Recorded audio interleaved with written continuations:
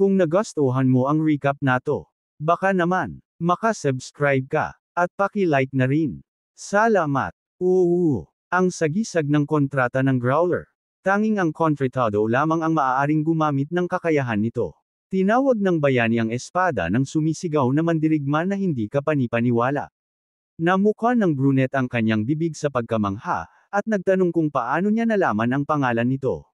Sa pagpapakilala sa lalaking nakaitim na maskara, awkward na sinagot ni Gia na sa totoo lang, ang master na nakapusa na maskara ay siya. Nagulat ang babae. Nang kunin ang espada, muntik na mahulog ito ng lalaki, at nagulat na nagtanong kung bakit ito napakabigat. Tinignan ito, sagot ni Hygiene na ang espada ng multo na sanak ay mas siksik kaysa sa ibang mga mangangaso. Kaya naman ito ay napakabigat. Sa pilitang isinuot ang sandata sa bag, pinasalamatan siya ng bayani sa pagpapahiram nito. Kung kailangan niya ng anumang pataba, puntahan niya anumang oras. Nakatayo sa pintuan, pinasalamatan ng babae ang bayani at sinabi niyang nagpapasalamat siya rito. Tumungo, sinabi ng brown-haired na malalaman niya kung paano mabilis na makabalik si Sanak. Sinagot ni Hygiene na naniniwala siya na tiyak na makakahanap siya ng paraan. Isa siyang kamangha-manghang tao. Tumalikod, sinabi ng bayani na aalis na siya. Pumasok sa tindahan, sinabi niyang kailangan niyang suriin sila ng madali. Iniunat niya ang kanyang mga kamay sa mga alaga, na nagsasabing kung maayos ang lahat, baka nakarating na sila sa lugar. Tiningnan ang pusa at aso, nagtanong ang lalaki kung bakit pareho silang nandito. Nagtinginan ng may hindi pagkasiyahan ang mga hayop. Inutusan sila ni Bam na umalis. Sinagot niya ng may hindi pagkasiyahan, huwag mo siyang utusan. Inilapag ni Dogo ang kanyang paa sa binti ng lalaki. Nagtanong siya kung ano ang problema. Gusto ba niyang sumama sa kanya? Hinahaplos ang alaga sa ulo, sinabi ni Jiha na mabuti. Pagkatapos ng lahat, siya ay isang tunay na Diyos. Tiyak na may mga dahilan siya para dito. Naglakad ang bayani sa kagubatan na may akap ang alaga. Nakatayo ang lalaki sa pintuan. Nagtanong si Son Hawk kung may ganun ba sa ilalim ng bundok. Nakatungo sa unahan, sinabi ni Eddie na ito ang daanan na kanyang ginamit upang makatakas mula sa palasyo. Dito nagtatago dati ang mga itim na leon na kabalyero ng imperyo. Itinuro ang kanyang daliri sa unahan, sinabi ng lalaki na tiyak na may isang bagay doon. Susuriin nila. Dalawang figure ang nakikita sa likod. Tumingin sa gilid, nagtanong si Son Hawk. Habang tumatakbo, dito siya dumaan, sumagot ang prinsipe na, oo, sa dungeon ng bundok ito, may 12 ng mga daanan, na nagsasabing ito ay mga bakas ng isang sinaunang lahi, ngunit ito ay hindi tiyak, hindi na itatag. Naalala kung paano lumuhad ang blonde sa tabi niya, nagtanong ang brunette, kaya ito ay isa sa mga koridor na iyon. Saan niya ito nakita? Tumingin sa kaliwa, sumagot si Eddie na totoo, siya nga pala. Kailan niya siya babayaran para sa kanyang pabor? Ipinihit ng mangangaso ang kanyang espada sa hangin, na nagsasabing natalo na niya ang maraming monsters na tulad nito. Nakikipaglaban sa tabi niya, tila siya ay nagiging sakam na prinsipe. Sa ganitong bilis, hihilingin niyang sakupin ang imperyo sa hilaga. Ipinikit ng prinsipe ang kanyang mga mata at sumagot na natatakot siya na baka pumayag siya. Namilipit ang mga labi, sinabi ng batang lalaki na noong maraming tao sa paligid, tinawag niya siyang kaibigan, ngunit ito ang kanyang tunay na opinyon tungkol sa kanya. Tumingin sa ibaba ng may pangamba ang blonde, pinigil siya. Itinuro niya ang kanyang daliri, na nagsasabing mukhang kainahinala. May krus na iginuhit sa sahig. Sinabi ni Son Hawk na akala niya ay isang pasukan lang. Sumagot ang kanyang kasama na marahil ay hindi sila magiging magiliw na sapat upang markahan ang isang bitag. Lumuhad ang bata at kumatok sa lupa, nagtatanong kung may tao ba doon. May mga bitek sa lupa. Bumabagsak ang mga bato, nagtataas ng alikabok, ngumiti, itinuro ang kanyang daliri, sinabi ng brunette na kumpirmado niya na ito ay isang pasukan, kaya hayaan mo siyang isipin na binayaran na niya siya para sa lahat ng kanyang pabor. Sumagot ang kausap na kailangan munang bumaba. Narinig ang mga salitang hindi niya makapaniwala na gumagamit siya ng multo na talim bilang sulo. Hawak ng bayani ang espada sa harap niya, na nagsasabit anuman ang mangyari, dapat siyang bayaran ng oras-oras mula ngayon. Hiniling ng prinsipe na huwag maging masyadong pihikan. Ano ang hihilingin niya kung wala naman siyang maibigay sa kanya mula sa simula? Itinapon ang kanyang kamay sa balikat ng blonde, nagtanong ang bata, kumusta naman? Namukan ang mga mata ng bayani sa pagkamangha. Nagtanong siya kung bakit nandito siya. Isang espada na napapalibutan ng kumikinang na liwanag ay nakabaon sa bato. Nagtanong si Sik, pamilyar ba ito sa kanya? Nakatayo sa harap niya, sinabi ng prinsipe na ito ay ang jade na espada ng kaharian ng Estra. Hinawakan ang puluhan, nagtanong, paano? Itinaas ni Eddie ang talam. Iniulat ng system na ang tagapagmana ng Estram na si Eddie ay nakatanggap ng jade na espada. Misyon 1, pagpapanumbalik ng autoridad. Kinakailangang ihatid ang royal seal ng Estram kay Prince Eddie. Na kumpleto. Kung ang isang kontratista na may mga katangian ng isang monarko ay naniniwala sa Diyos ng Ark, ang isang palitan ay maisasagawa at ang isang dialogo sa pamamagitan ng panalangin ay magiging posible. Ito ang unang pagkakataon na nagawa niyang maglagay ng item sa isang dungeon. Pagpapala ng World Tree Level 3. Lahat ng stats plus 10, resistance plus 15, ether plus 100. Ang kahusayan ng derivative activity ay tumataas ng 1.4 beses kapag isinalin mula sa sinaunang wika. Ang antas ng pagmamasid ay maaaring matukoy ang potensyal ng mga palakaibigan na bagay. Ang mga bagay na may potensyal ay maaaring makakuha ng mga kasanayan sa paggising kapag natugunan ang ilang mga kondisyon. Binasa ito ni G na may masayang ngiti at nagpasalamat kay Eddie. Tumingin sa talon, sinabi ng lalaki na ito ang lambak ng Griffons. Ngunit bakit lahat ay nagtipon dito? Sa ibaba ay mga insekto na nakaayos sa mga hanay. Iniulat ng system na ang kanyang Pteridrine core ay natuklasan ng Griffin Valley. Tutulong ba siya sa kanyang leyon? Sumagot ang bayani na syempre ginawa niya. Saan niya dapat gamitin ang kanyang bagong kasanayan sa pagmamasid? May dilaw na kaliskis sa itaas ng ulo ng malang salagubang. Nagtanong ang bata, hindi ba ang pangkalahatang Pteridrine ang wakas ng ebolusyon?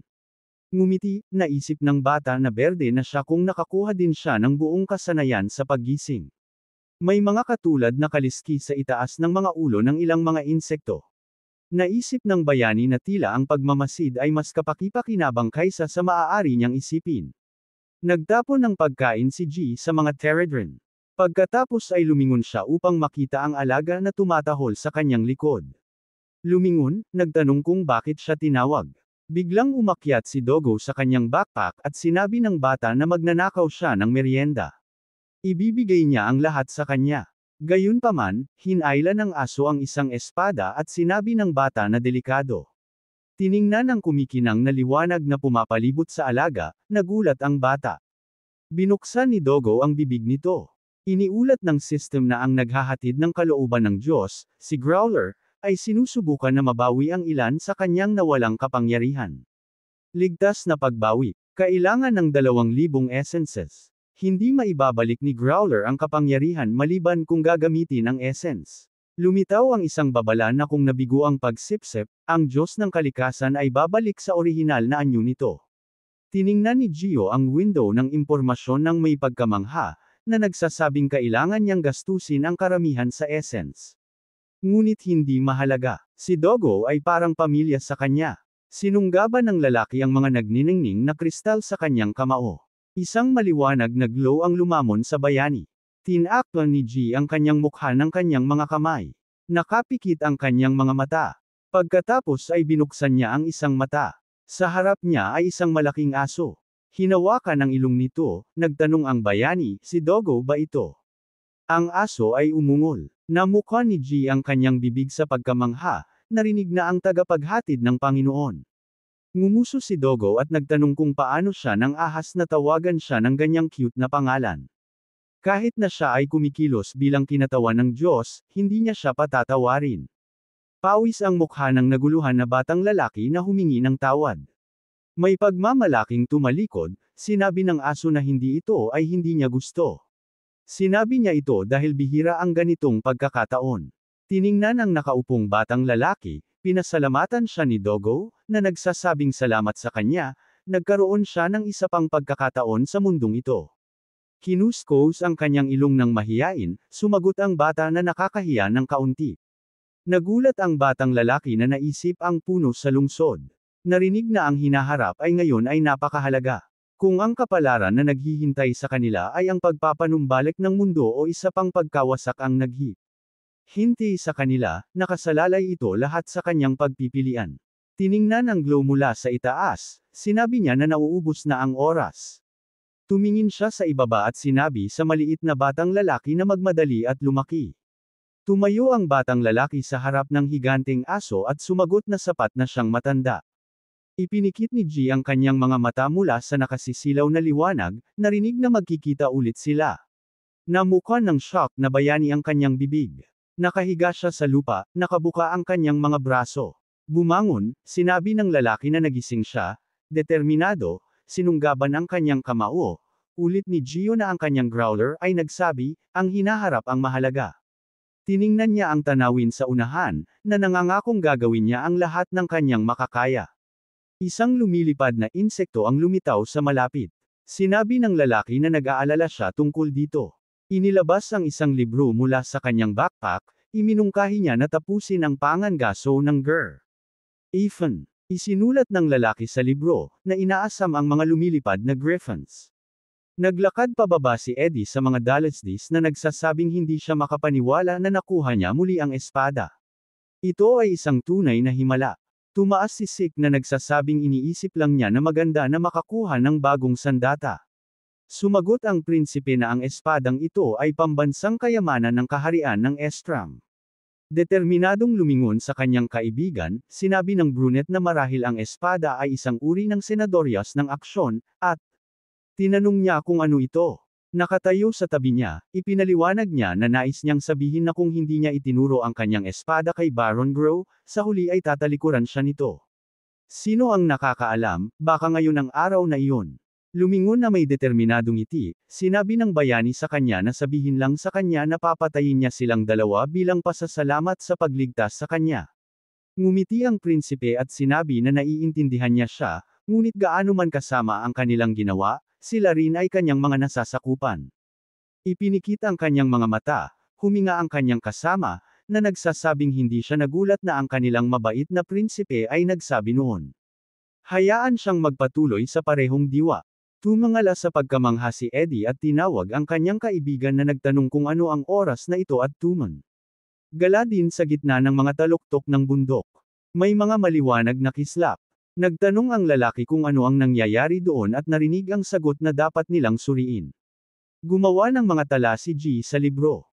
Pinanood niya ang mga griffin at theodrins na iniisip na ang bilang ng mga theodrins ay napakalaki ngunit ang kanilang kasanayan sa paglipad ay hindi ang kanilang pinakamahusay na panig. Nagharap siya ng diagram ng mga hayop na may mga arrow. Iniisip na mahirap silang makipaglaban sa hangin habang ang mga griffin ay madaling magbago ng direksyon at umiwas sa mga atake. Hawak ang isang panulat, sinabi ng lalaki na nag-iisip na tanging isang kabalyero ng mga Teredren ang maaaring labanan sila ng pantay-pantay. Napansin ng lalaki ang isang grupo ng mga insekto na nakatayo malapit sa kuweba. Matatag na hinihila ng mga salagubang ang maliliit na lambat. Masayang sinabi ni G na naghabi sila ng lambat mula sa mga baging ng ubas. Inilabas ng griffin ang mga paa nito na may mga kuko. 2 insekto ang nahuli nito sa isang lambat. Nagpatuloy ang labanan sa kalangitan malapit sa talon. Sinabi ng lalaki na sa ganitong bilis, ang mga Teredrins ay magdudulot ng malaking tagumpay. Biglang ipinikit ng lalaki ang kanyang mga mata mula sa maliwanag na ilaw.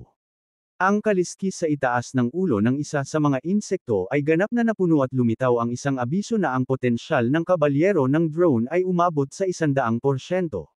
Nakuha niya ang shockwave skill. Tiningnan ng mga bayani ang mga kuko ng may pagkamangha. Isang maliwanag na glow ang dumaan sa likod ng ilang griffin. Ipinakita ng batang lalaki ang kanyang hinlalaki, na nagsasabi sa Night Teredren na ito ay hindi kapanipaniwala. Ang mga batang lalaki sa gorge ay takip ang mukha ng kanilang mga kamay at nagtanong kung ano ito. Tumangala sila at nagulat. Nagtanong ang brunette kung ito ba ang higanteng salagubang. Tumanginan, sinabi niya na marahil nauna silang dumating upang tulungan sila. Idinagdag ni Eddie na akala niya. Determinadong hawak ng mga batang lalaki ang kanilang mga espada, na sumisigaw na tutulong sila sa kanila. Tumigil sila sa isang malaking salagubang na itinaas ang mga paa nito. Iguhit ng Teredren ang isang bahay sa buhangin gamit ang kanyang kuko. Tiningnan ito ng mga batang lalaki ng mabuti. Itinuro ng salagubang ang direksyon gamit ang paa nito. Nagtanong si Eddie kung nais niyang sabihin sa kanila na bumalik sa nayon. Tiningnan ni Sik ang kanyang kaibigan ng tensyon at nagtanong kung may nangyari sa nayon at narinig ang sagot. Siguro. Tiningnan ng Terodron, pinasalamatan siya ni Eddie sa pagsabi sa kanya at sinabi na umaasa siya sa kanya. Pinanood ni Jiha ang mga batang lalaki sa ravine, na iniisip na ito lamang ang paraan upang matulungan sila ngayon. Habang iniiwan ang nayon ng mga nakaligtas sa pangangalaga ng dalawang ito, mabilis na tumakbo pasulong ang mga bayani na nagsasabing umaasa siyang walang mangyayari. Una sa lahat, kailangan nilang makilala si John. Biglang huminto si Sunhawk sa pagkamangha. Tumayo siya sa tabi ng madugong katawan at sinabi na sa wakas ay tumawid siya sa linya. Naupo sa tabi ng katawan, sinabi ni Eddie na ang mga sundalo ay tila mga tauhan ni Baron Grow. Tiningnan niya ang brunette ng iningitian, na nagsasabing nagdarasal siya para sa kapahingahan ng kanyang kaibigan at tiyak na maghihiganti at sinabing tumigil sa pagbibiro.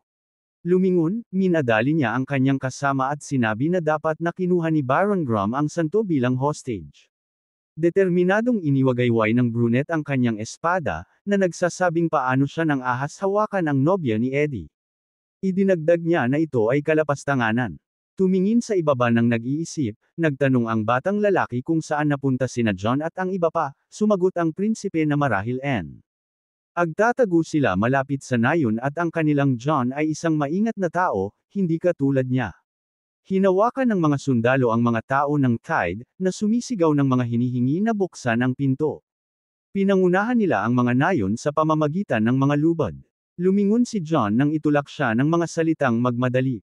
Nakatayo si Selina sa likod ng Baron na napapalibutan ng mga sundalo. Ngumiti si Perjax at sinabi na sa kasamaang palad, wala si Prince Eddie. Sumagot si Grom na okay lang. Babalik din naman dito ang prinsipe. Ipinagtulak ng mga sundalo si John sa kanyang mga tuhod. Nagtanong ang Baron kung saan siya pumunta ay iniwan niya ang kanyang mga tapat na aso. Ngumisi ang mandirigma, na nagsasabing sa wakas ay ipinakita niya ang kanyang tunay na kulay. Dapat ay sumalungat siya sa mga utos ng prinsipe at pinugutan siya ng ulo. Ngumisi si Grom, na nakatayo sa itaas niya, na nagsasabing tama siya. Ngunit sa kasamaang palad, nakaluhod siya sa harap niya ngayon at wala siyang magawa. Itinago ng lalaki ang kanyang mga kamay sa likod ng kanyang likod at inutusan ang lalaki na bitiyin sa plaza at ang iba ay ipadala sa bilangguan. Iniabot ni Selina ang kanyang kamay, sumigaw sa Baron. Iniisip ba niya talaga na makakalabas siya dito? Tiyak na parurusahan sila ng Diyos na Ark. Hawak ang baba sa baba, tinanong siya ng kontrabida, ganito ba ang itsura ng mundo kung mayroon ang kanyang Diyos? Ngumiti siya at iminungkahi na alisin siya sa mga maling paniniwalang ito. Bakit hindi siya maglingkod sa kanya upang siya ang maging Panginoon ng lupang ito? Biglang, isang talim ang lumapit sa leeg ng nagulat na Baron. Narinig ang mga salitang nandito sila. Lumingon si Grom na tinitingnan ng sundalo. Hinayla ni Eddie ang kanyang hood at sinabi na hindi na niya isasakripisyo ang kanyang mga tao dahil sa kanyang kasakiman.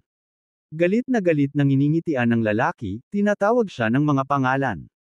Iwinagayway ni Perjack ang kanyang kamay, na nagtatanong sa mga sundalo kung bakit sila nagyelo. Isang kaaway lang ang nasa harap nila. Hayaan silang iligtas ang Baron. Ibinato ni Sayek ang kanyang braso sa balikat ng natakot na mataas na pari na mingiti at nagtanong, sino ang nagsabi niyan? Hawak ng mga batang lalaki ang mga espada. Sumigaw ang brunette na ang sinumang magpapakita ng pagtutol ay puputulan. Lumingon kay John, nagtanong kung gaano pa siya katagal magpapanggap na mabilis na tumayo at tulungan siya. Sumagot siya na kilala niya ang kanyang sarili. Ang mga lalaki ay nakaluhod sa harap ng mga mandirigma. Sumigaw si Grom na kung papatayin siya ng prinsipe, tiyak na magsisisi siya. Akala niya maaari niyang alagaan ang nayong ito ng mag-isa. Hawak ang espada, sumagot ang blonde na binigyan niya siya ng pagkakataon na maglingkod sa mga tao. Pinigan niya ang hawakan ng talam, na nagsasabing mula ngayon. Nagulat ang kanyang mga mata, nagtanong siya kung ano ito, ang Royal Sword. Itinaas ng prinsipe ang talam sa hangin, na sumisigaw na ibabalik nila ang kaharian ng Estram sa lupa. Pinanood ni Jihan ng may ngiti ang mga taong nagagalak at pinupuri ang prinsipe. Iniulat ng system na misyon 2, pagpapaalis ng mga kontrabida, pagpapaalis kay Baron Graham at ng mataas na pari na si Perjak ay nakumpleto. Available ang mga bagong misyon. Misyon 3, pagbuo ng kaharian mula sa simula. Si Selena, tagasunod ng Diyos na Ark, ang prinsipe ng korona na si Eddie ay nakabawi ng kanilang posisyon. Hayaan nilang palawakin ang nayon ng mga nakaligtas. Ang pangwakas na layunin ay ibalik ang kaharian ng Estrom. Iniunat ng bayani ang kanyang daliri sa window ng impormasyon, na nagsasabing maraming mga misyon ang biglang lumitaw. Sa harap niya ay mga window na may impormasyon tungkol sa ikatlong misyon. Na-imagine niya ang isang batang babae na nagtutupi ng kanyang mga kamay sa panalangin at binasa ang impormasyon tungkol sa misyon 3.1 kontrata kay Saint Selena. Kinakailangan na ikalat ang pananampalataya sa mga naninirahan sa nayon ng mga nakaligtas sa pamamagitan ng paggawa ng isang kontrata sa S. Anto. Matapos ang conclusion ay magagawang ibigay sa kanya ang mga hula mula sa anumang mga panalangin. Tumayo si Eddie na itinaas ang kanyang espada. Mission 3.2 Kalidad ng Hari. Nakatanggap si Prince Eddie ng Royal Sword. Gayunpaman, upang makakuha ng suporta ng mga naninirahang mamamayan, kailangan niyang patunayan na siya ay isang karapat-dapat na hari. Kinakailangan na sirain ang halimaw na nakikita ang kapangyarihan sa bundok Ato. Ang antas ng paglilinis ay 50%, humanap ng isang bagay sa bundok. Matapos makumplito ang misyon, ang santuaryo ay bubuksan. Hinawakan ang kanyang templo ng kanyang daliri, sinabi ni Gina ang misyon ay batay sa pag-unlad ng nayon. Ngunit anong dambana ang pinag-uusapan nila? Tiningnan ang tanawin sa harap niya, nagtanong siya kung pinag-uusapan niya ang lugar na ito na natatakpan ng ulap. Tiningnan ng bayani ang santo na nakatayo sa tabi ng prinsipe na may ngiti at naisip na dapat siyang magbigay ng mga tagubilin gamit ang kailangan niyang ayusin ang kontrata sa santo. Iniulat ng system na ang Griffin Raid ay tapos na. Itinaas ng mga Teredren ang kanilang mga paa. Sinabi ng lalaki na dapat ayusin muna niya ang mga bagay dito. Na-inspire ng isang ideya, itinaas niya ang kanyang daliri, na nagsasabing aalisin nila ang mga griffin at ang essence ay dapat ilipat sa hardin. Ang mga insekto ay naghahatak ng malalaking gintong itlog. Tiningnan sila ng bayani ng may pagkamangha, na nakikita na ang mga ito ay griffin eggs na may kakayahang mapisa. Hinawakan niya ang kanyang ulo ng may pagsuko, na nagsasabing kahit papaano ay napakaraming misyon, kasanayan, at item. Naisip niya na kailangan niyang magpahinga at ayusin ang lahat. Magulo ang kanyang ulo. Sumigaw si G habang isa pang window ng impormasyon ang lumitaw sa harap niya. Na-imagine ang mga asul na kristal, nabasa niya na natuklasan ng mga Teredren ang bihirang mineral na Myrrh. Ang Teredren worker ay idinagdag sa kanyang squad. Ang mga maliliit na insekto ay tumingin sa kanya ng cute. Nagtanong ang lalaki, ito ba ay napakahusay? Hawak niya ang isa sa mga maliliit na naka-helmet sa kanyang palad at nagtanong, siya ba ay isang Teredren worker? Iniulat ng system na siya ay dalubhasa sa pag-aani, pagmimina. Maaari silang mangolekta ng mga kapaki-pakinabang na item sa zone ng pag-deploy. Nagulat siya nang makita ang sangay na pinalawak at nagtanong, naihatid na ba niya ang lahat? Iniulat ng system na ang Teredren worker ay nagtagumpay sa pagmimina, na humantong sa mga gantimpala para sa pakikilahok sa mga labanan. Maaari siyang pumili ng isa sa mga sumusunod na gantimpala, o 5,000 na mga asensya. Hinawakan ng bayani ang isa sa mga bagay gamit ang kanyang mga daliri at sinabing ang lahat ay mukhang kaakit-akit, ngunit ang pinaka-interesado siya ay ang mga artifact. Lumitaw ang isang kulay rosas na ulap. Isang patalim ang lumitaw sa itaas ng kanyang palad. Iniulat ng system na ito ay isang kutsilyo gawa sa hyle mineral, may elemental resistance na 30, poison resistance na 30, matibay, hindi kinakalawang o nagde-deform. Hawak ang kutsilyo sa kanyang kamay, masayang sinabi ni G na kamangha-mangha ang poison resistance nito. Ibig bang sabihin nito ay halos anumang lason ay kayang pigilan nito? Na-imagine niya si Sun Yung na may hawak na libro sa kanyang kamay at naisip na ito ang perpektong armas para sa kanya naman. Aling tamaan ng elemental magic. Maaari siyang maging malaking tulong sa kanya sa hinaharap. Kaya magandang ideya na ibigay ito sa kanya bilang regalo. Lumiko ang bayani sa Teredra Knight at tinanong kung nasaan siya. Dama po ang salagubang sa kamay ng lalaki, na nagsabing tinakto niya ang kanyang mga pakpak ng mural. Mukhang maganda. Itinawid ng maliit na salagubang ang kanyang mga kuko at sinagot ng bayani na hindi siya maaaring lumaban mag-isa. Pagkatapos, iniikot niya ang kanyang ulo at tinanong kumusta na ang nayon ng mga nakaligtas. Maraming tao ang nagkatipon sa paligid ng apoy. May hawak silang kani-kanilang mga mug. Sinabi ni Eddie na silang lahat ay nagsikap ng mabuti. Salamat sa kanila, natapos ng maayos ang lahat ng walang anumang nasawi. May dipag kasi siyang sinabi ni Sumhawk na nadismaya siya sa kung paano siya gumawa ng plano. Paano siya nahuli ng ganoon? Sinagot ni John na wala siyang magawa kundi siguraduhin ang kaligtasan ng iba. Hindi rin naging madali para sa kanya ang magpanggap na nahuli. Lumiko ang brunette sa hola at tinanong kung ano ang mangyayari ngayon kay Baron Grow at sa mataas na pari. Sinagot ng blonde na hindi niya alam. Ang Baron ay galit ng ngipin nang marinig na iniisip niyang palayasin sila sa nayon kinabukasan ng umaga. Tinitigan ang kanyang kaibigan ng may determinasyon, sinabi ng brunette na kung patawarin niya sila, baka muling umatake sa ibang pagkakataon. Hanggang kailan siya magpapakabit? Sumagot ang prinsipe na ang pagpapakita ng awa ay isa sa mga paraan ng pamumuno. Hindi nila maaaring baliwalain ang mga kontribusyong ginawa nila sa nayon. May dipag kasi siyang umiling si Sung Hayek, hawak ang mug at sinabing ang hanggal na bagay na ginawa niya. Nenas ang kawal at ipinaalala sa kanya ang pagiging magalang sa prinsipe. Inilagay ni Eddie ang kanyang mga kamay sa balikat ng kaibigan, na sinasabing ang lahat ng kanyang payo ay nanatili sa kanyang puso. Gayunpaman, sinabi sa kanya ng brunette na huwag subukang gamitin ang kanyang gwapong mukha. Galit siya. Hawak ang mug, lumiko si John sa prinsipe at sinabing may mga problema rin sa pagkain. Sa anumang kaso, may pagkakataon pa silang makipagkasundo sa mga wild elf. Nakatitig ng mababa, sinabi ni Eddie na una nilang dapat siguraduhin ang ruta ng kalakalan patungong bundok Ato at pagkatapos ay makipag-ugnayan sa mga sinaunang elf. Tumakbo papunta si Selina, tinatawag ang prinsipe. Lumapit sa kanya, tinanong ng lalaki kung ano ang nangyari, at sumagot siya na may kailangan siyang makita. Isang glow ang pumuligid sa nagdarasal na babae.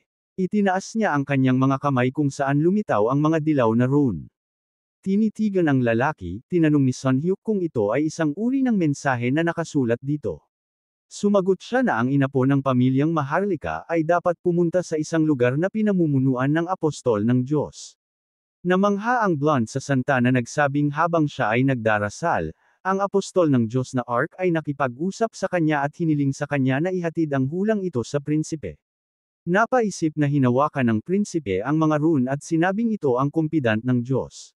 Ngumiti si Gia habang hawak ang libro at naisip na marahil dahil siya ay isang santa. Sa sandaling nagsimula siyang magdasal, automatikong natapos ang kontrata. Tinitigan ang ngiting babae, nabasa niya ang abiso na Miss Sion 3.1 ay nakumpleto. Ang pananampalataya ni Street, Selina ay umabot sa 100% at ang kontrata ay halipirmado na. Maaari na siyang malayang makipag-ugnayan sa kanya sa pamamagitan ng mga hula. Hinawakan ang balikat ng prinsipe, tinanong niya kung hindi ba iyon ang apostol ng Diyos, ang insekto. Ito ay kumikislap ng ginto. Narinig niya na ito ang kulay ng Diyos na Ark. May sumagot na may kahulugan ito. Nagulat, tinitigan siya, muling tinanong ng santa. Naalala ang laban ng halimaw sa Teredran, ipinaliwanag ng lalaki na tila ang Diyos na Ark ay talagang nagmamalasakit sa kanila. Nang salakayin sila ng mga orc, isang hindi kilalang halimaw na katulad ng isang salagubang ang tumulong sa kanila. Ngumiti, itinuro ang kanyang daliri, tiniyak ng brunette sa nagulat na babae, na sinasabi kung ang kumpidant ng Diyos na Ark ay muling nakipag-usap sa kanya, hayaan siyang sabihin sa kanya ang kanyang kwento at sabihin na isang kapwa-palad ngunit astig na mangangaso ang nagpapagala-gala sa Gehenna. Ngumiti si Selina at nangakong tiyak na itatanong niya kung matutulungan siyang makabalik sa kanyang mundo. Si G, na may hawak na insekto sa kanyang balikat, ay nagsabing akala niya tapos na sila sa lahat kaya maaari na silang bumalik. Nais niyang dalhin sila sa lugar kung saan itinago ng mataas na pari ang mga supply ng pagkain, ngunit hindi niya nais na abalahin ang pagdiriwang, kaya mas mahusay na bomb. Alak siya bukas. Lumakad siya sa tabi ng lumilipad na Knight na Pterodon, na nagsasabing marami pa ring dapat gawin, ngunit napakaraming dapat gawin. Hindi nila magagawa ito ng ganito. Lumapit sa mga alaga, sinabi ng lalaki na dumating na siya. Pagkatapos ay pumalakpak siya sa kanyang mga palad, naalala na dapat nasa Gehenna pa rin si Dogo. Tiningnan ni Jaw ang pusa nang may pagkamangha at tinanong kung ano ang nangyayari. Pagkatapos ay lumiwanag ang kanyang mga mata sa pagkaunawa. Ang bayani ay nakatayo sa tabi ng isang malaking bunton ng mga kristal at tinanong kung ano ito. Marami pang asensya dito kaysa sa Griffin Valley. Ito ay dahil ang labanan sa mga Griffin na inilarawan sa libro ay pumasok sa mundong Wikipedia. Mangangailangan ito ng maraming artikulo upang masayang ito lahat. Sa parehong oras, sa dungeon sa lambak ng mga Griffin, nakatayo si Hyeon sa tabi ng mga mandirigma. Narinig na umaasa sila sa kanya at hinihiling sa kanya na tapusin ang lahat ng mabilis, lumiko ang lalaki kay Sonya at sinabing. Sinusunod nila ang nakasulat sa artikulo. Sinabi niya na nagsisimula na sila. Ang libro sa itaas ng kanyang palad ay bumukas mula sa paggamit ng papel. Lumipad ang mga sheet, dumikit ang mga ito sa mga ulo ng mga Griffin na pumipigil sa kanila na makakita. Si Hyeon kasama ang mga lalaki ay nagmamadaling umatake na nagsasabing magaling ang babae. Napalibutan ng maliwanag na sinag, tumalon siya gamit ang isang maapoy na sayaw ng walang katapusang mga espada. Ang lalaki na may kalasag ay nakatayo sa tabi ng katawan ng Griffin at sinabing hindi kailanman naging ganito kadali ang pangangaso dati. Sumagot ang kasama na ang step-by-step na mga tagubilin kung paano labanan ang mga Griffin ay sulit ang asensyang ginugol. Itinanong ng brown-haired na lalaki. Inatake ni Wagenstaff ang mga Griffin ng apoy. Sa isang makabayong halakhak, inilabas niya ang kanyang staff, na nagsasabing wawasakin niya ang target na ito sa kanyang lakas ng apoy. Sumigaw sa pagkadismaya ang blonde, paano ito nangyari? Magkasama sila. Ang pangalawa ay umiiyak sa kanyang buhok. At tinanong ng babae kung bakit nakatayo sila doon. Biglang, lumingon ang mga bayani ng may pananabik at tinanong kung ano ang nangyayari. Bumabagsak sa kanila ang mga bato mula sa itaas. May narinig na sigaw na gumuho ito. Takip ng mga tao ang kanilang mga ulo gamit ang kanilang mga kamay. Tumayo si Hyeon sa umuusok na alikabok at tinanong kung ano ang naroon. Lumitaw ang isang daanan sa harap ng mga bayani at tinanong niya kung ito ay isang kuweba. Naglalakad sa kuweba, tinanong ng lalaki na may kalasag kung ito ang pasukan sa isang lihim na dungeon. Sa ilang kadahilanan, natakot siya. Lumiko si Hyeon sa kanya at sinabing kailangan nilang galugarin ito. Magkasama, mabilis nilang makikita ang lahat at babalik. Itinawid ang kanyang mga bisig, tinanong ni Win kung hindi ba nila ito maaaring limasin lamang. Akala niya sapat na siya at si Hyeon para doon. Tinitigan siya, sinabi ng brunette na kung ito ang pasukan sa isang nakatagong dungeon, dapat munang magsagawa ng paunang pagsisiyasat. Kailangang sundin ang mga pag-iingat sa kaligtasan. Sumang-ayon ang babae nang may pagkadismaya. Pinatungan siya ni Jihan ng isang beses gamit ang kanyang mga kamay at sinabing kumalma na siya. Makakakuha na sila ng marami mula sa pananakop. Ang kanyang paa ay sumayad sa ilang hakbang. Nadulas ang lalaki at nagsimulang mahulog. Bilang resulta, nahulog si Gyung-bik sa ilang butas. Napapangiti siya at sinabi sa babaeng nagpagaling sa kanya na masama ang nakuha niya ngayon. Oo, sinabi niya na kailangan niyang maging mas maingat. Itinulak sila ni Sonyong, na nagsasabing umatras sila at tumingin. Hinawakan niya ang drawing sa sahig, na nagsasabing ang hugis na ito ay tiyak na iyon. Nakatayo ang mga bayani sa gitna ng isang pabilog na simbolo. Sinabi ng babae na ito ang magic circle na natagpuan niya noong nakaraan. Inaakay ng mga kawal ang mga nakagapos na lalaki, at pinupilit silang maglakad ng mas mabilis. Lumiko ang lalaki kay Gisha at tinanong kung talagang pinapalaya na nila sila.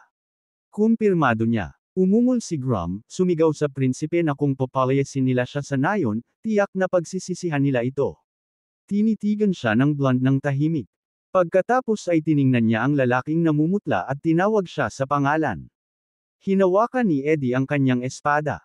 Isinandal ang talam sa leeg ng Baron.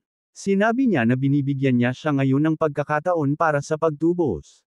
Walang usapan tungkol sa pagpapalit ng kanyang buhay bilang collateral. Tinitigan ng asol na mata, sinabi ng blonde na sa hinaharap, kung bigla niyang napagpasyahan na saktan ang kanyang mga tao, kukunin niya siya mula sa ilalim ng lupa, personal sa pamamagitan ng lalamunan. Itinago ang espada, inutusan niya ang mga alila na kalagan sila. Ang baron at ang mataas na pari ay nagsimulang tumakbo palayo. Galit na lumingon si Grom, na nagsasabing titingnan pa rin nila ito. Itinawid ang kanyang mga bisig, sinabi ni Sanhok na talagang hindi niya gusto ang kanilang prinsipe. Inutusan ni John na huwag siyang insultuhan. Siya ay isang taong may malawak na pag-iisip at maaaring maging masyadong mabait. Tiningnan ng blonde ang bayani, na nagtanong kung ang pagmamahal ni John sa kanya ay maaaring isang sakit. Sumigaw siya sa pagkadismaya nang sabihin niyang ganoon, na may ngiti. Habang pinapanood sila, naisip ni Gio na si Prince Eddie ay talagang isang kahangahangang tao. Pagkatapos ng lahat, may punto sa pagtulong sa kanila. Hinawakan ng lalaki ang system window at tinanong, ilalapat ba ang basurang ito? Siyempre, gamitin ang apostol ng Diyos bilang gabay. Isang pulutong ng mga orc ang naglalakad sa gitna ng mga puno. Naisip ng lalaki na dahil namatay ang mga orc sa bundok, ang mga katulad na halimaw ay naging ganap mailap, ngunit ito ay dapat na makatulong sa kanila, tama. Hinawakan ng lalaki ang accept button. Lumiko sa insekto, tinanong ng lalaki ang knight na asikasuhin ito sa oras na ito, masyadong. Isang kumikinang na magic circle ang lumitaw sa tabi ng mga bayani. Isang Knight Teredren ang lumitaw mula dito. Itinaas ng malaking salagubang ang kanyang mga paa. Tiningnan ito ni Eddie na may ngiti at sinabing tila ito ang apostol ng Diyos na binanggit ng santa. Kumpirmado ng brunette. Itinuro ng salagubang ang direksyon gamit ang kanyang paa at tinanong ng blonde. Sinasabi nito na dapat silang pumunta sa hilaga. Tiningnan ng mga lalaki ang isa't isa. Iniutos ng prinsipe na sundan siya at ang iba ay panatilihin ang kanilang distansya at sundan sila. Naglalakad sa likod ng salagubang, tinanong ni Sungok, galing din ba ito sa lambak ng mga griffin? Parang may alam siya. Sinabi ni Eddie na ang ruta na ito ay katulad ng ginamit ng mataas na pari para umakyat sa guild. Itinapon ang kanyang mga kamay sa likod ng kanyang ulo, sinabi ng brunette na umaasa siyang tutulungan niya silang makahanap ng isa pang magandang espada. Si John ay masyadong mahina pa para sa kanya. Tumigil ang mga lalaki sa bundok kasama ang salagubang at tinanong ng blonde kung bakit sila naparit. Oh! Itinaas ng knight ang kanyang paa at nagsimulang kumatok sa bato gamit ang kanyang kuko. Takip ng mga lalaki ang kanilang mga mata gamit ang kanilang mga kamay. Lumitaw ang isang bitek sa harap nila. Sinabi ng bayani na may camouflage barrier dito. Iyon ang dahilan kung bakit wala silang mahanap. Lumiko ang Theodren sa naiinis na brunette na sumigaw na tinakot siya nito. Kahit papaano ay binalaan niya siya. Pagkatapos ay lumiko siya sa blonde na nagsabi sa kanya na huwag magsalita ng walang kabuluhan at pinasalamatan siya sa kanyang tulong na sinasabing malalaman nila ito sa kanilang sarili. Tumangala ang malaking salagubang. Lumapit si John sa prinsipe at tinanong kung maayos lang siya. May narinig na malakas na pagsabog. Sumagot ang brunette na napunta lang siya sa oras. Humalaklak siya at sinabing umaalsa ang alikabok. Lalabas si Eddie. Siya at John ay papasok at susuriin ang lahat. May dipag kasi siyang tanong, bakit siya naman? Itinapon ang kanyang kamay sa balikat ng lalaki, sinabi ni Eddie kung bakit maaari niyang sundin ang halimbawa ng prinsipe na lumaki ng napakaganda. May dalawang karaniwang tao na pupunta doon. Tutol ang mandirigma na sa katunayan ay mula rin siya sa marangal na pamilya. Naglakbay ang mga bayani sa kuweba. Ngumisi si Sama at sinabing alam niyang may itinatago sila. Nakatayo sa tabi ng isang malaking bilang ng mga bag at kahon, tinanong ni John, gaano katapang sila. Sinabi ng brunette na naisip niyang tatagal ang pagkain ito. Ang mga lokal ay hindi magugutom. Tumingin sa labas ng kuweba, sinabi niya sa prinsipe na natagpuan nila ang ninakaw na pagkain. Dapat itong maging sapat para sa ilang oras. Naramdaman niyang naluwag ang kanyang loob. Itinutulak ng mga nayon ang isang kariton na may mga probisyon. Sinabi ni Eddie na maaaring atakehin sila ng mga halimaw, kaya dapat silang lumipat ng mas mabilis hanggat maaari. Lumabas si Sunherd, pinagpupunas ang kanyang mga kamay at sinabing walang mga armas dito. Sinabihan siya ng blonde na tapusin. Babalik na sila. Itinapon ang kanyang mga kamay sa likod ng kanyang ulo, sinabi ng lalaki na ang pinakamalaking problema ay tila nalutas, kaya oras na upang mahanap ang pabalik sa kanyang mundo. Sumagot ang blonde na tutulungan siya nito. Bigla, nanlaki ang mga mata nila nang may pananibik, narinig ang isang sigaw. Ang isa sa mga lalaki ay nahulog sa lupa, humihingi ng tulong. Isang malaking kulay abo na aso ang lumitaw mula sa likod ng mga puno. Marubdob na inilabas ng mga bayani ang kanilang mga espada.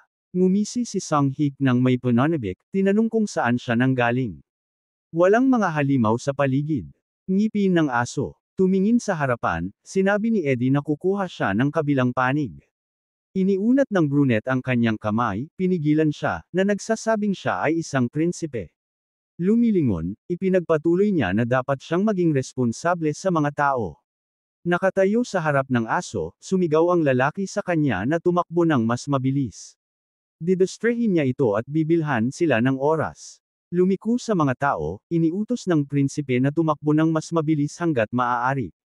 Tiningnan niya ang kanyang kasama at sinabi sa isip na naniniwala siya sa kanya. Hayaan siyang tiyak na bumalik ng buo. Ang paa ay humampas sa lupa, sinira ito. Kumpiyansa na hawak ng brunette ang espada, na nagsasabing sa unang pagkakataon sa mahabang panahon, gagamitin niya ng tama ang kanyang katawan. Bigla, nakakita siya ng information window nang may pagkamangha at tinanong, ano ito? Iniulat ng system na nagsimula na ang kanyang pagsubok. Hayaan mong ipakita niya ang kanyang lakas. Tumalon ang aso, itinaas ang kanyang paa. Nanlamig ang bayani sa information window. Pagkatapos ay tumingala siya ng may takot. Dinakma ng mga kuko ang talim ng espada. Sun Haitens na hawak ang kanyang paa. Pagkatapos ay tumalon siya sa gilid, paglipag sa isang tuhod. Sinabi niya na ito ay masyadong mahirap na pagsubok. Marubdob na tumingin sa harapan, sinabi niya na lalaban siya hanggang sa wakas. Lumitaw ang kidlat sa paligid ng talim nang ginamit niya ang ethereal blade. Ang malaking dogo na nakatayo sa harap niya ay umungol. Nagmamadaling umatake ang lalaki, iniikot ang kanyang espada. Tumalon din sa kanya ang aso. Nahulog ang lalaki, naipit ng alon, ngunit pagkatapos ay tumalon siya sa isang tuhod. Isang maliwanag na bakas ang naiwan mula sa paggalaw ng kanyang espada. Tumalon ang aso mula sa gilid. Tiningnan siya ni Sam Hyuk nang may pagkamangha. Hinarang niya ang atake gamit ang kanyang paa gamit ang kanyang espada. Itinapon siya pabalik ng lakas ng suntok. Pinunasan ang kanyang mukha gamit ang kanyang kamay, sinabi ng lalaki na hindi siya nagkulang ng lakas. Lumapit ang asong nagninangas ang mga mata sa bayani na nagsabing hindi siya mas mababa sa ranggo ng sakuna. Nakikipaglaban ang prinsipe at mga mandirigma sa mga orc. Sinabi niya na hindi sila dapat huminto hanggang sa makarating sila sa nayon. Sumagot ang kasama na tiyak na makakalusot sila. Ngumuso, iniikot ng blonde ang kanyang ulo, na nagsasabing dapat siyang pumunta sa tulong ni San Hyuk. Dumampi ang kamay ni Jiu sa takot, na nakita na may 22nd oras pa bago magamit ang apostol ng Diyos, at tinanong kung masyadong maaga niya itong naakt. Ived, nasa harap niya ang isang abiso na isang mahalagang quest ang isinasagawa. Nagtatapos ito sa loob ng 4 na minuto 38 segundo, tinanong ng lalaki kung anong uri ng mahalagang quest. Kinakamot ang kanyang ulo ng pensively, sinabi ng lalaki na tila may nangyayari dito sa fog. Hindi niya malinaw na makita kung anong quest ang naroon. Sa oras na iyon, inatake ni Dogo si Son Hyuk. Malakas na hinampas ng kanyang mga paa ang lupa. Biglang tumalon pabalik ang brunette. Tumingin sa harapan ng bigla, tinanong niya kung saan nagmula ang halimaw na ito. Isang makabayong ekspresyon ang lumitaw sa kanyang mukha, sinabi niya na nais niyang talunin ito. Isang asol na glow ang pumaligid sa mga binti ng batang lalaki. Hawak ang isang kumikinang na espada, nagmamadaling umatake ang batang lalaki. Inatake niya ang kaaway sa isang malawak na arko. Ang aso ay bumukas ng bibig ng predatory, ang ilang hayek ay umilag sa atake, tumalon. Ngumuso, mariin niyang sinabi na ito na ang katapusan. Iniikot ng batang lalaki ang kanyang espada, napapalibutan ng asol na kidlat. Gayunpaman, nagulat siya nang lumipad siya sa tabi ng aso. Sinubukan ni Dogo na pindutin siya ng kanyang paa. Mula sa epekto, ang batang lalaki ay bumagsak sa isang puno at nahulog sa lupa sa tabi niya.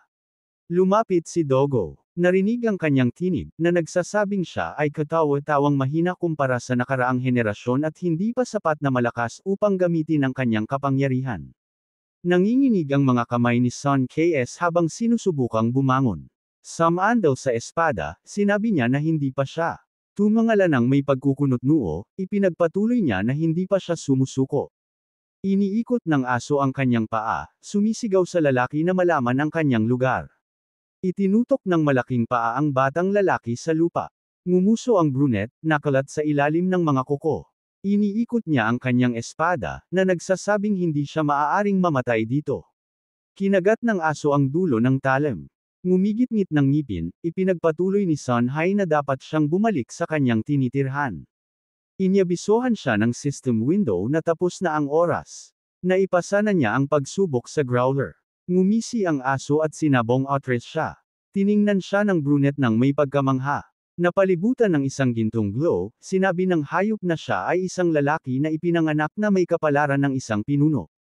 Nakatayo sa ibabaw ng batang lalaki, ipinagpatuloy niya na ito ay isa pang pagkakataon na ibinigay sa kanya. Itinaas ang kanyang ulo, sinabi sa kanya ni Dogo na maging isang taong karapat-dapat sa kanyang pangalan. Tiningnan ni Sung Hyuk ang espada na lumitaw sa sorpresa, kinilala ito. Ito ay natigil sa lupa sa tabi niya, at napagtanto ng batang lalaki na ito ay kanyang espada. Hinawakan ang hawakan, sinabi ng brunette na sa nakaraan ay natanggap niya ito bilang gantimpala para sa pagkumpleto ng isang dungeon.